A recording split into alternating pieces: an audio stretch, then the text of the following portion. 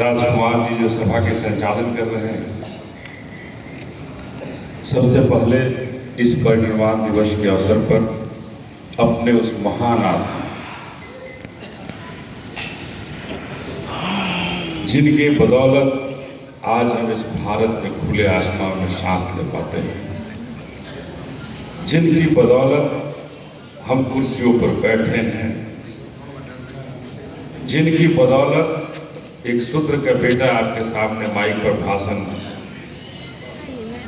के 2 शब्द बोल लेता है, जिनके बदौलत हमारे न जाने कितने परिवार के लोग नौकरी कर रहे हैं, जिनके बदौलत न जाने कितने लोग लोकसभा सदस्य बने हैं, राज्यसभा सदस्य बने हैं, विधानसभा के सदस्य बने हैं।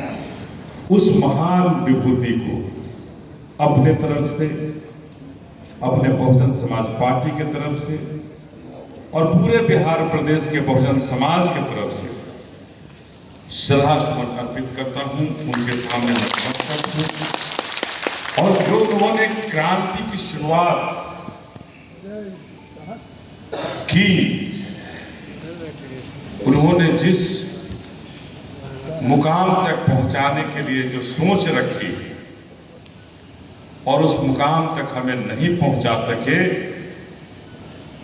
इसी बीच में वो हम सबों को छोड़कर चले गए। ये लड़ाई उस समय की है। इस लड़ाई को मजबूती के साथ, जब लड़ाई की आस टूट रही थी, तो इस लड़ाई की कड़ी को और मजबूती से जोड़ने हमारे माननीय काशीराम साहब भी आए और उसी का नतीजा था कि हम सबों के इस बहुजन समाज पार्टी का नींव रखा गया कि बाबा साहब का सपना अधूरा है और बाबा का सपना अधूरा रहेगा तो ये कोई बहुजन समाज का कोई बेटा और कोई बेटी ही कर सकती है, बाकी दूसरे की किसी कलाइयों में ताकत नहीं है जो उसको कर सकता है। तो हम उन्हें श्रद्धा सुमन अर्पित करते हैं। मंच पर उपस्थित हैं बहुजन समाज पार्टी के बहन मायावती के सबसे चहेते नेता और कई प्रदेशों के केंद्रीय प्रभारी सांसद रामजी गौतम साहब, हम सबों के साथ पहले से चल रहे हैं एडवोकेट सुरेश राव साहब जो केंद्रीय प्रभारी हैं, लखनऊ से हैं, और अभी कुछ दिन पहले आए हैं हम सबों के साथ जो मध्य प्रदेश से MP हरिवार साहब, जो इस बहुजन समाज पार्टी के बिहार के कारवां को बहुत मजबूती से आपको मुकाम तक, आपको मंजिल तक पहुंचाने के लिए इस पार्टी बहुजन समाज पार्टी के प्रदेश के अध्यक्ष भाई शंकर महतो जी, जो एक अति पिछड़ा समाज से आते हैं और मजबूती से बहुजन समाज पार्टी को आगे ले जाने के लिए संकल्पित हैं, किशोर कुणाल जी, संजय मंडल जी जो पहले के अध्यक्ष रहे हुए भी हैं, दिलीप दास जी, बलराम जी, व्यासमुनि जी, सुनेश जी, लालजी राम जी,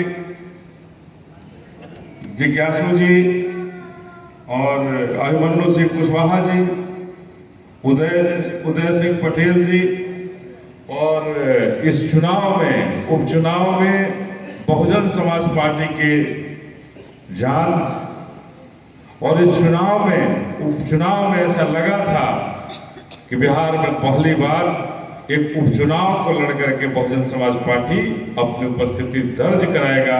उस योद्धा भी हमारे साथ, हम लोग के साथ हैं भाई पिंटू यादव जी, और मंच के सामने जो भी तमाम हमारे बहुजन समाज पार्टी के नथुनी रजक जी और तमाम जो साथी हमारे मंच के सामने बैठे हैं, सबको एक स्वर में जय भीम करता हूं। और इस जय भीम के उद्घोष के साथ ये कहना चाहता हूं कि आज एक ऐसा दिवस है, आज एक ऐसा दिन है कि उस दिन पर हम जो संकल्प लें अपने स्वार्थ को किनारे रख करके और उस एक ऐसे महामानव के लिए संकल्प लें कि उनकी अंतिम सांस जब टूट रही थी उस समय भी उनके अंदर एक जोश था, जुनून था कि हमारे लोग, हमने तो भारत को से आजाद किया है, लेकिन ये आजादी कब छीन जाए इसकी गारंटी हम नहीं दे सकते। एक संविधान की बदौलत इस गारंटी को संजोने के लिए वो आपको प्रेरित किए, आपको आगे बढ़ाने के लिए हमेशा देखते रहे कि उस संविधान की बदौलत आप आगे बढ़ते रहो। लेकिन आज समय आ गया कि 5 किलो अनाज के बल पर हमारी शिक्षा खत्म हो जा रही है। 5 किलो अनाज के बल पर जिस शिक्षा की लड़ाई के लिए सावित्री फूले बाई लड़ती रही और बाबा साहब ने उस शिक्षा के मंदिर को बाबा साहब के लिए जब नहीं खुला तो बाबा साहब ने संविधान बनाकर हम शूद्रों को शिक्षा के मंदिर में पहुंचाने का रास्ता दिया और इस 5 किलो अनाज ने उस रास्ता को फिर से बंद करने का रास्ता खोजा। हम 5 किलो अनाज से मस्त हैं, हमारे बहुत सारे बहुजन समाज के लोग मस्त हैं कि हमें 5 किलो अनाज मिलता है, लेकिन उस अनाज के पीछे की कहानी क्या है, उस अनाज के पीछे का सत्य क्या है, उस अनाज के पीछे की सच्चाई क्या है, ये समझना होगा, तो हमें जाना पड़ेगा कि अगर आज 5 किलो अनाज की बात हम करते हैं तो उस 5 किलो अनाज के पीछे हमारे बच्चों और बच्चों की शिक्षा की तिलांजलि दी गई। हमारे माँ और बाप के लिए जो अस्पताल खुले थे उस अस्पताल के डॉक्टर और दवाइयां खत्म कर दी गई, उन अस्पतालों की भी तिलांजलि दे दी गई। जहां न कोई अस्पताल होगा और न डॉक्टर होंगे, ऐसी व्यवस्था बनाई जा रही है। अब डॉक्टर की गारंटी नहीं है, अब आयुष्मान योजना की गारंटी है। कैसे हमारा संविधान बचेगा? अब हमारे बच्चों के नौकरी की गारंटी नहीं है। हमारे देश के प्रधानमंत्री कहते हैं कि चाय बेच लो, पकौड़ा तल लो और चला लो भारत, लेकिन जब उनके लोगों पर बनती है, उनके लोगों की जब बात आती है तो अपने बेटा और बेटी को कौन पकौड़ा बेचने देगा? भारतीय जनता पार्टी के लोग कितने अपने बेटा और बेटी से पकौड़ा बिकवा रहे हैं? कभी सुना आपने कि किसी बेटा, कोई भारतीय जनता पार्टी का सांसद हो, कोई विधायक हो, उसका बेटा या बेटी कहीं पकौड़ा बेच रही है? कभी सुने आप लोग? क्यों ऐसा होता है? देश का हुक्मरान कहता है कि नौकरी नहीं मिल रही है तो आपका जो ताकत है, जितनी दिमाग है, जितनी बुद्धि है, उस बुद्धि के अनुसार काम कर लीजिए। तो क्या नेताओं के बेटे और बेटियों के पास ये सारी बुद्धि है? क्या भारतीय जनता पार्टी के उन नेताओं के बेटे और बेटियों के पास सारी बुद्धि है कि जिसको क्रिकेट खेलना नहीं आवे वो क्रिकेट कंट्रोल बोर्ड का चेयरमैन बन जाता है? जब गुजरात के मुख्यमंत्री थे नरेंद्र मोदी जी, तो उस समय का नया व्यवसाय शुरू करने वाला व्यक्ति आज भारत का सबसे बड़ा व्यवसायियों के लिस्ट में शामिल है। जहां जहां हमारे प्रधानमंत्री जाते हैं वहां वहां उनके लिए व्यवसाय का रास्ता खुलते रहता है। तो ये भारत की विदेश नीति अगर किसी व्यवसाय के हाथ में चली गई, कि विदेश नीति तभी हमारी काम आएगी जब आप हमारे आदमी को यहां काम देंगे, तो ये कैसे चलेगा? क्या हमारे संविधान को खतरा है, या बाबा साहब के संविधान को इस सरकार ने दरकिनार कर दिया? ये समझना पड़ेगा। जब अभी हमारे आरक्षण पर जब इन सरकारों ने देखा कि हम डायरेक्ट चोट नहीं कर पा रहे हैं, डायरेक्ट हम इनको नहीं रोक सकते हैं, हो सकता है कि बहुत बड़ा आंदोलन खड़ा हो जाए, तो माननीय सर्वोच्च न्यायालय के द्वारा हमारे आरक्षण पर वर्गीकरण की बात की गई, हमारे आरक्षण को खत्म करने की बात की गई। उसी सदन में, जिस सदन में बाबा साहब ने हमें रास्ता दिया और हमारे दलित समाज के, हमारे बहुजन समाज के बहुत सारे साथी उस सदन में बैठते हैं, आश्चर्य हुआ कि उस सदन से एक भी आवाज पहले नहीं निकली उस वर्गीकरण के विरोध, इस संविधान विरोधी कार्य के लिए एक भी आवाज नहीं निकली। आवाज निकली तो हमारी बहन आदरणीय शेरनी बहन मायावती की आवाज। कहां गए वो आवाज? कौन गूंगे हो गए? क्यों बहरे हो गए? हम सवाल करते हैं कि आखिर हमारे लोग क्यों गूंगे और बहरे हो गए? कि हमारे आरक्षण पर चोट होती है, हमारी नौकरियों को खत्म करने की साजिश होती है और कोई छू तक नहीं बोलता है। उनके साथ मंत्री बैठे हुए हैं हमारे समाज के लोग और कहते हैं कि हम तो आपके समाज के हैं। तो समाज अगर कहीं गिरवी रखी जाएगी तो निश्चित रूप से उस गिरवी वाले का जब तक कर्ज नहीं उतारोगे तब तक काम नहीं आएगा। लेकिन बहन मायावती के यहां आप में गिरवी है, खुले मन में है, खुले आसमान में है। अभी पिंटू यादव ने कहा कि एक साधारण किसान के बेटा को टिकट मिल गया, तो साधारण किसान के बेटा को टिकट अगर कोई दे सकता है तो बहन मायावती दे सकती है। दूसरे किसी की ताकत नहीं है, दूसरे किसी के पास वो ताकत नहीं है। बिहार के अंदर चाहे लालू प्रसाद यादव हो या नीतीश कुमार हो या कांग्रेस हो या बीजेपी हो, सभी के टिकट बिकते हैं कि आपके पास मजबूती है, आपकी थैली में कितनी मजबूती है, ये देखते हैं। लेकिन बहुजन समाज पार्टी प्रत्याशी देखता है, अपने समाज के लोगों को ताकत देने का काम करता है। इसलिए आज आपको इस ताकत के पीछे खड़े होने के लिए संकल्प लेना होगा। आपको संकल्प लेना होगा कि बाबा साहब का जो अधूरा मिशन है, बाबा साहब का जो अधूरा सपना है, आज का सपना कोई अगर देखता है तो अपने बेटा और अपने बेटी के लिए देखता है। अगर आज लालू प्रसाद यादव कोई सपना देखे तो ये देखे कि तेजस्वी यादव मुख्यमंत्री कैसे बनेगा। नीतीश कुमार कोई सपना देखे तो सौभाग्य हो या दुर्भाग्य हो, देखते हैं अपने बेटा के लिए। भारतीय जनता पार्टी के लोग अगर कोई सपना देखते हैं तो अपने बेटा और बेटी के लिए लोग देखते हैं।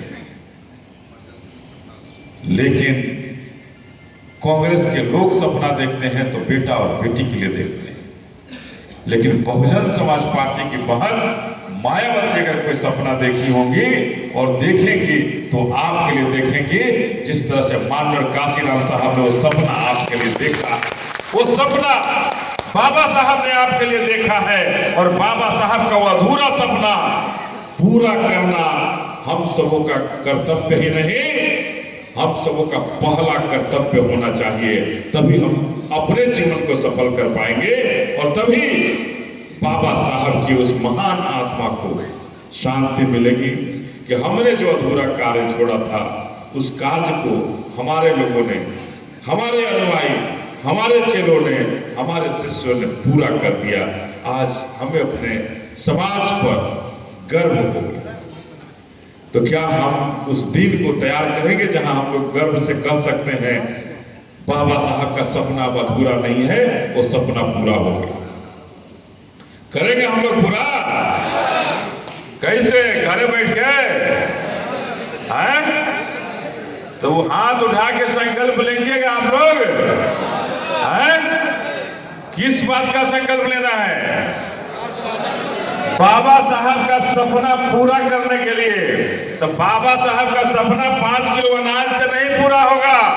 बाबा साहब का सपना पूरा होगा हमारे बेटे और बेटियों की नौकरी से, हमारे शिक्षा के रास्ता को खुलने से। ये 2 तरह के शिक्षा नीति को खत्म कर केवल और केवल सरकारी शिक्षा व्यवस्था, ये आयुष्मान योजना बंद करके सरकारी अस्पतालों को मजबूत करना, ये बाबा साहब का सपना हो सकता है। ये बाकी तो मोदी और शाह का सपना हो सकता है, नीतीश का सपना हो सकता है, लेकिन बाबा साहब का सपना शिक्षा नीति एक हो, स्वास्थ्य नीति एक हो और नौकरियों के लिए सबके साथ रास्ता खुले। और ये ईस्ट इंडिया कंपनी कभी आई थी भारत में राज कर, व्यवसाय करने आई और राज करने लगी। और वही हाल हो रहा है कि आज एक अडानी कंपनी आ रही है और राज कर रही है भारत के ऊपर। हर कुछ उसके पास जा रहा है। तो आपको अपने ताकत से, बहुजन समाज पार्टी की ताकत से इस देश में जो लुटेरे हैं उन लुटेरों को रोकना पड़ेगा। तभी हमारे मानव बाबा साहब का सपना पूरा होगा, मानव काशीराम साहब का सपना पूरा होगा। और ये तभी पूरा होगा जब बहन जी इस देश के हुक्मरान बने। इस देश के हुक्मरान जिस दिन बहन जी बनेगी तभी वो सपना पूरा होगा। इसलिए अभी 2025 का चुनाव है। अगर हम सभी मजबूती से कहना चाहते हैं, करना चाहते हैं कि इस बार बहुजन समाज पार्टी की बिहार में सरकार बने। अभी कुछ साथी कह रहे थे कि बिना मेरे कोई सरकार नहीं बने। अरे मेरे तेरे बिना सरकार क्या बनेंगे? अगर हम सभी साथी प्रतिबद्ध हो तो अकेले दम पर बहुजन समाज पार्टी की सरकार बनाइए। हम ये कहना चाहते हैं, ये ऐलान करना चाहते हैं आपसे कि आप अकेले ताकत पर अपनी सरकार की बात कीजिए। ये बैसाखी के सहारे चलना बंद कीजिए, बैसाखी के सहारे मत चलिए। इसलिए हमें कहना चाहते हैं बैसाखी की जरूरत नहीं पड़े वैसा कर्तव्य कीजिए। अभी 1 साल टाइम है, 11 महीना टाइम है। अगर हम रामगढ़ में 1000, लास्ट में लोग 1000 कर दिए, 415 वोट से चुनाव हारे। और ऐसे ऐसे बहुत सारे सीट है जहां हम लोग मजबूती से लड़कर जीत सकते हैं। पार्टी की पूरी नजर है और बिहार में पहली नजर है बहन जी का। सांसद रामजी गौतम साहब भी पूरे रात दिन एक किए हुए हैं। अब हम बिहारियों का कर्तव्य बनता है, हम बिहार वासियों का कर्तव्य बनता है कि इस बार हम जो जहां है, बिहार के जिस कोने से, जिस क्षेत्र से जो आता है, उस क्षेत्र को मजबूत करें, अपने बूथ को मजबूत करें। प्रत्याशी चाहे जो हो, लेकिन बाबा साहब का कारवां सजना चाहिए, बाबा साहब का मिशन पूरा होना चाहिए। कारवां जो लेकर चले, लेकिन इतना तो तय है कि बहुजन समाज पार्टी ही बाबा साहब का मिशन पूरा कर सकता है और बहन मायावती ही बाबा साहब का उन सपनों का भारत बना सकती है। इसलिए मैं तमाम अपने साथियों से, आए हुए तमाम अपने माताएं, बहनें, मेरे भाई, मेरे बंधु जो भी यहाँ बैठे हैं, सबसे एक ही विनती करेंगे कि इस बार अपने परिवार की चिंता छोड़ दीजिए। इस बार अपने घर और परिवार की चिंता छोड़ दीजिए और इस बार जिन्होंने हमें दिया है हम उनकी चिंता करें। आज अगर बाबा साहब नहीं होते तो हम और आप यहां बैठे नहीं होते। तो हमें जिसने दिया है जगह, हमें जिसने आगे बढ़ाया है, उस आत्मा को शांति देने के लिए आज 6 दिसंबर के दिन ही वो हम सबों को छोड़कर गए हैं। तो इसी दिन हम लोग संकल्प ले कि बाबा साहब के परिनिर्वाण दिवस के अवसर पर हम सभी संकल्प ले रहे हैं कि बहुजन समाज पार्टी की बिहार में सरकार बनाएंगे और सरकार बनाकर बाबा साहब के सपनों का बिहार बनाएंगे और भारत बनाएंगे। तमाम बातों के साथ आप यहाँ आए, सबको बहुत बहुत धन्यवाद देते हुए, और अभी हम सबों के जो नए प्रभारी आए हैं और पहले से भी सुरेश राव साहब कर रहे हैं, हम सबों को इतना जरूर प्रतिबद्ध होना